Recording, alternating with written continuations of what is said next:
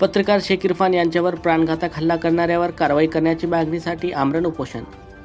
उमरखेड येथील पत्रकार शेख इरफान यांच्यावर दिनांक 23 जून रोजी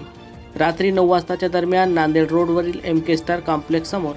वाढदिवस साजरा करून घरी जात असताना शेख मझहर शेख अलाउद्दीन आरिश खतीब यांनी एकत्र येऊन पत्रकार शेख इरफान यांच्यावर प्राणघातक हल्ला करून डोक्यावर चाकूने मारून गंभीर जखमी केले व जीवे मारण्याची धमकी दिली. याविषयी उमरखेड पोलीस स्टेशनला तक्रार दिली, परंतु उमरखेड पोलिसांनी आरोपींना वाचवण्यासाठी कारवाई केली नसल्याने पीडित शेख इरफान यांनी मुख्यमंत्री, गृहमंत्री, जिल्हाधिकारी, जिल्हा पोलीस अधीक्षक, उपविभागीय पोलीस अधिकारी, तहसीलदार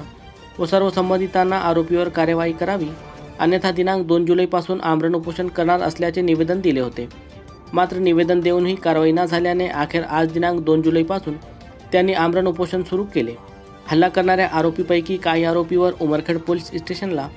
अनेक गंभीर गुन्हे केले असल्याची नोंद असल्याने त्यांच्यावर MPDA कायद्याअंतर्गत कार्यवाही करावी, तसेच चाकूने मारून प्राणघातक हल्ला व जीवे मारण्याची धमकी दिली, त्यामुळे त्यांच्यावर कलम 307, 110 आणि पत्रकार सुरक्षा कायद्याअंतर्गत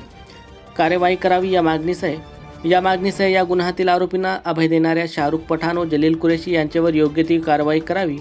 व आरोपींना अभय देणारे PI सोळंके, API सरदार यांच्यावर बदलीची कार्यवाही करावी या मागणीसाठी त्यांनी आज दुपारी 3 वाजतापासून आमरण उपोषण सुरू केले आहे.